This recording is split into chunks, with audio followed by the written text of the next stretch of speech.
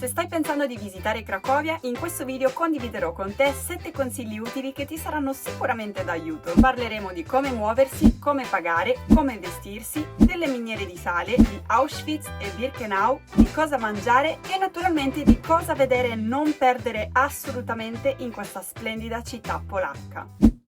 Non ci crederai, ma io sono rimasta scioccata, chiaramente nel senso positivo, dall'efficienza dei mezzi di trasporto di Cracovia. Ora, chiaramente Cracovia è una città piccola e si gira tranquillamente a piedi, quindi difficilmente prenderai dei mezzi di trasporto, a meno che non debba arrivare in posti un po' più lontani. Io personalmente, quei pochi che ho preso, secondo me sono stati super efficienti e non ho mai avuto un intoppo. Per esempio, dall'aeroporto dovevo arrivare al centro, chiaramente, no? Ci sono diversi modi, ma secondo me quello più semplice e veloce è stato il treno. Noi abbiamo pagato 34 zloty per sola andata per 2 persone. Abbiamo pagato 4 euro a testa di biglietto per andare in centro a Cracovia. E abbiamo preso i biglietti nella macchinetta che c'è vicino ai binari dove passa il treno. Ma la cosa interessante è che all'interno del treno c'è la macchinetta dove poter acquistare i biglietti e se per esempio non ti piace, per X ragioni non puoi o non vuoi comprare i biglietti all'interno del treno nella macchinetta, tranquillo, perché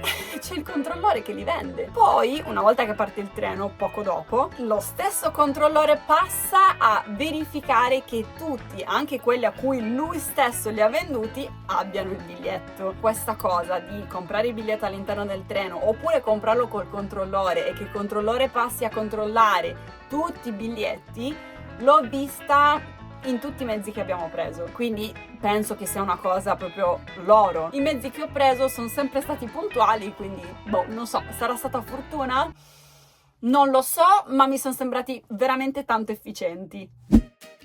Devo essere onesta, credo che mi sia capitato solamente 2 volte, sì, che mi abbiano chiesto i contanti perché non accettavano la carta di credito o di debito. Lo compriamo? Sì. No. Cosa è successo? Voleva che pagassi solo con contanti. Non ce l'abbiamo i contanti. No, è il primo posto che mi chiede i contanti, vabbè. E onestamente questi 2 posti sono stati 2 bancarelle del mercato natalizio che fanno diciamo, nella piazza centrale di Cracovia. Indovina come non si può pagare qua? No, dai. Veramente? Ma non ne ho conto. Te lo giuro, te lo giuro. Platina, no. Cash only. Tutte le altre bancarelle in giro per Cracovia io ho sempre pagato con la carta, non ho mai avuto problemi. Ho prelevato il minimo indispensabile per comprare quella cosettina e per tutto il resto ho pagato con la carta. Chiaramente con la Revolut, perché come sempre ti dico penso che sia la carta ad oggi più conveniente quando si va all'estero. A, perché non hai commissioni e B, perché il cambio è super favorevole. Allora, noi siamo andati a dicembre a Cracovia, chiaramente, cioè a noi ci piacciono queste robe, no? Quindi caldo a dicembre non fa. Però devo essere onesta, mi aspettavo temperature più basse, cioè pensavo ci fosse molto più freddo e in realtà no. Quello che non mi aspettavo era il vento. Il vento a 1000, cioè io non pensavo che Cracovia fosse così ventilata, vogliamo dire, insomma non pensavo ci fosse così tanto vento. In realtà ci sono 0 gradi qui a Cracovia, ma percepiti -7 per colpa del vento. E si sentivano tutti. Quindi quando sei a Cracovia e vai d'inverno sicuramente ti devi vestire non bene di più. Le scarpe devono avere il pelucchio, devono essere calde, le calze non ne parliamo ancora di più. Pantaloni termici sicuri 100% li devi portare, non puoi gironzolare senza quelli. Il giubbotto deve essere impermeabile per forza, è bello pesantuccio, ma se tu sei una schiappa come me che ha la circolazione periferica pessima, cioè inutile, ti dico che io ho risolto con questi. È stato l'acquisto più bello che abbia fatto in un viaggio. Funzioneranno? Certo. Te lo dici di sì? Tu li apri, li lasci un po' a prendere aria, poi li metti dentro il guantino e tu c'hai le mani calde. Funzionano. Esistono anche per i piedi, quindi vestiti bene a Cracovia e se stai come me che non ti bastano i guanti, questi sono una figata. Se è la prima volta che vai a Cracovia, secondo me è obbligatorio andare a vedere le miniere di sale di Wierzcha. Io te lo consiglio assolutamente, sono pazzesche, per me sono bellissime. E a tal proposito ho dei consigli da darti sulle miniere. Intanto sicuramente troverai tantissimi tour completi, diciamo, quindi che offrono il trasporto di andata e ritorno e in più il tour delle miniere, diciamo. Però in realtà lo puoi fare da solo. Dove puoi comprare i biglietti? Allora, io li ho comprati nel sito ufficiale delle miniere di Wierzcha e ho pagato intorno ai 60 euro per 2 persone solo per il tour. In questo biglietto era anche compresa la torre di gradazione che si trova a fianco alle miniere e che però cioè che visiti solo, senza guida. Quello che ti consiglio è magari di arrivare più o meno un'oretta e mezza prima che inizi il tuo tour, in modo tale da andare prima alla torre di gradazione, ti rilassi, la vedi eccetera e poi ti fai il tour in tranquillità. Quindi biglietti sul sito web, mentre il biglietto del treno semplicissimo, noi abbiamo pagato 6 euro andata e ritorno per 2 persone, la direzione è Wierzcha ma lo trovi anche su Google Maps, noi ci siamo arrangiati un po' con Google Maps sia per gli orari che per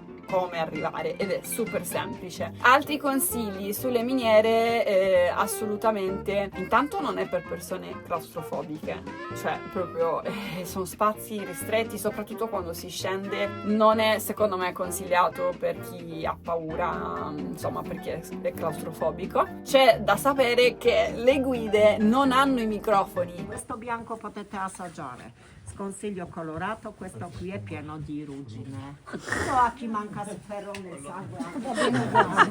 Per questo motivo a volte tu entri in sale molto grandi e non senti niente di quello che dice la guida, quindi se non ti vuoi perdere niente devi proprio starle appiccicato come se fossi una patella. Veramente. E poi altre 2 cosettine: andare con scarpe che siano comode perché si cammina tanto e soprattutto attenzione perché ci sono alcuni pezzi dove si può scivolare, quindi le scarpe sono importantissime. Anche Auschwitz e Birkenau vanno fatti sì o sì. Mi sono sentita dire da molte persone: no, non andare perché ti lascia l'amaro in bocca, ti rovina la giornata, è molto tosta come cosa. No, cioè sì, perché hanno ragione a dire questo, nel senso che a livello emotivo è veramente una cosa molto tosta, ok?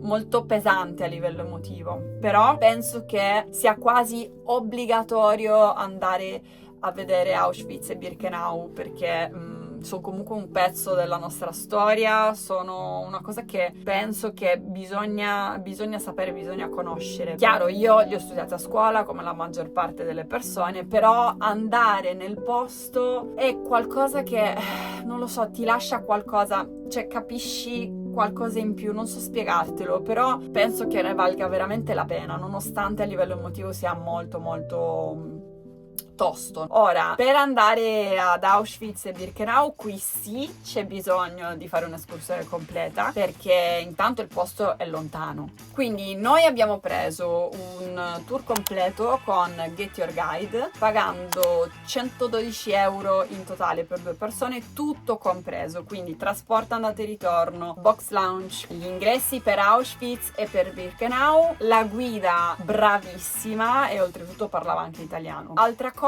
che volevo dirti è che in questi posti fa freddissimo, molto più di Cracovia, molto di più, quindi mi raccomando, attrezzati benissimo. Inoltre, informazione che cura: se devi andare al bagno, occhio perché non ci sono tante tappe, ok? Quindi appena loro ti dicono che tu puoi andare al bagno, approfittane! Generalmente ti fanno andare al bagno prima di entrare ad Auschwitz, dopo il tour di Auschwitz e poi vai a Birkenau, fai il tour e ti danno chance di riandare al bagno per poi ritornare indietro. Allora, in questo momento andrò a leggere i nomi dei piatti, perché scordati che io mi possa ricordare in polacco dei piatti del genere. Inoltre la mia pronuncia, nonostante io lo leggerò, sarà pessima, tipo zapiekanka. Cioè, io sto ancora sognando con sto zapiekanka. È una specie di baguette, ok? Che tu puoi condire come vuoi ed è qualcosa di...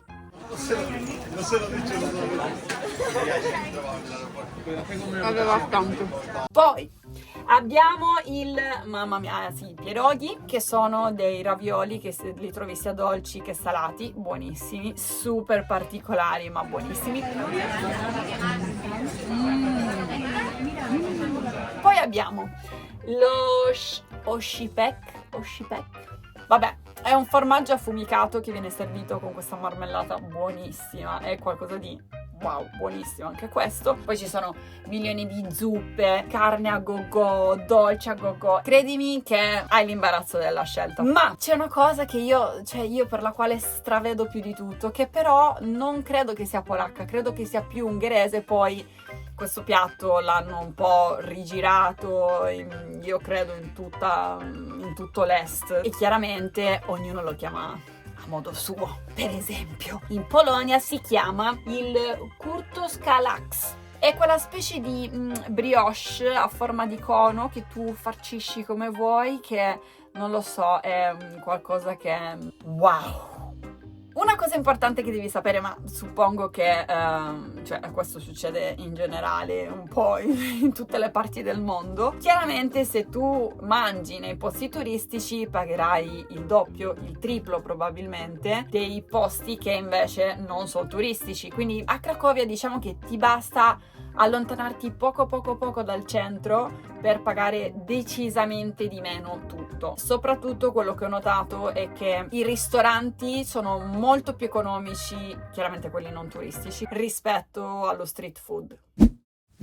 Oltre alle miniere di sale di Wieliczka e ad Auschwitz e a Birkenau, chiaramente ci sono tantissime altre cose da fare a Cracovia, e per questo io ho già fatto 2 video a riguardo, che sono questi qui, quindi se te li sei persi vai a vederli subito, ok? Io intanto ti ringrazio per aver visto questo video, spero che ti possa essere utile qualora dovessi andare a Cracovia, e ti ricordo che l'iscrizione al mio canale è completamente gratuita, 0 euro. Ciao!